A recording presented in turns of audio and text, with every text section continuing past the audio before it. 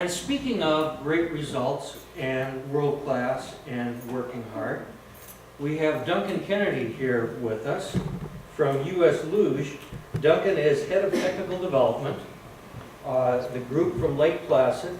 He is himself a three-time Olympian, the first American luger to actually win a World Cup event in luge, the former coach of the year, now doing the technical development and working with some of our very own Clarkson people, working with Doug Bull and Brian Hellenbrook. And Duncan, come on up here.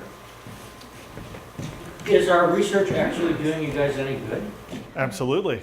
All right. Yeah. Welcome. Thank you very much. Tell us all about it. So who here is familiar with luge? Seen it on TV, Olympics, most of you. Luge has taken a really a major leap in the rest of the world, at least in recent years, through technology. Up until recently, it was the only Olympic sport timed to the thousandth of a second. And so, as you can imagine, details matter. I've seen plenty of races that are actually tied to the thousandth of a second. And these days, the margins are getting so tight that the difference between being on the podium and the second page of the results sheet can just be a few hundredths of a second. So I sort of saw this happening throughout Europe. The strongest nations are the European ones. The Germans have a real handle on what's going on with luge. But our old head coach slash sled builder was really a traditionalist in the sense of how he approached the sled building, coaching, what have you. And let's just say there's a lot of folklore involved with the sport of luge. Just a quick example, one of my coaches who was from the Italian Federation, very successful federation, told me that well, he was very excited when he learned I was living out in California in the summer times while I was sliding. And he thought, well, this is great. What you need to do is you need to take these new steels and bury them in the sand under a full moon for a month. I wish I was kidding. And the seismic activity out there is going to put all sorts of energy into your steels, and these are going to be the ones. And he would routinely have the athletes bury their steels for a certain amount of time and dig them up and run them. Well, this actually made sense to a degree because the laminate we use on the steels is a work-hardened steel. It's a Hadfield. And so the more it rusted up, you pull it up and it was just this complete brown mess. While working the steel back up to its finished state to slide on, work-hardened the steel was happy, ran faster. There was no scientific basis behind it, but the folklore was wonderful and everyone just sort of went along with it. When Wolfgang, our old sled builder, left, I wanted to get away from that. I wanted to make the sport more quantifiable in the sense that just knowing where we're coming from and what the changes we're making, because we're constantly testing and trying things, but a way to understand what we're actually doing. And if we go in a direction we don't like, backtrack to point A and continue on another direction.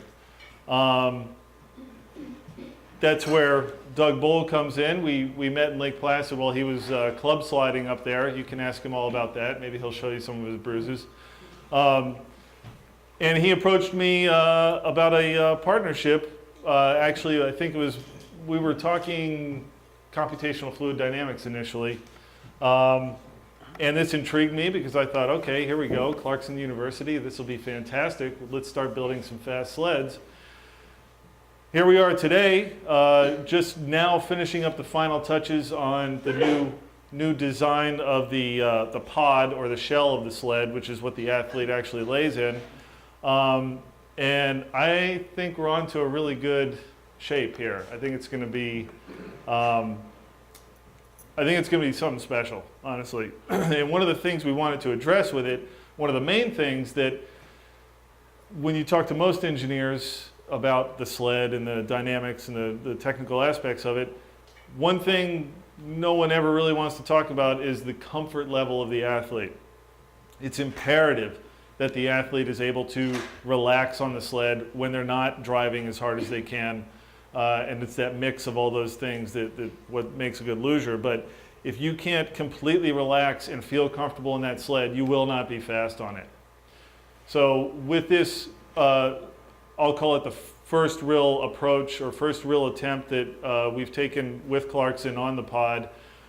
Comfort was the main thing we addressed. I don't feel we strayed too far aerodynamically into any weird areas, because I threw some kind of weird ideas at these guys last time we got together, but we're not going down that path just yet. We're going to save that for Korea perhaps.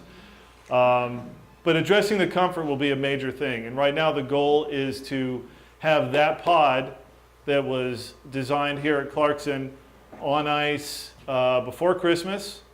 And if all goes well with that, I would not be surprised at all if we see that pod racing in the Olympics, and hopefully several different sizes of that pod. This is really the real purpose behind this, is to have the next generation of national team sleds that we use for some time to come. Hopefully not as long as the last generation, which these guys are racing on some of the stuff that I raced on back in my day, so it's been around a little too long. But I'm very excited about this. Great group of guys to work with. Yeah, I think we're going to build some fast sleds together. Yeah. Thank you. Thank you guys.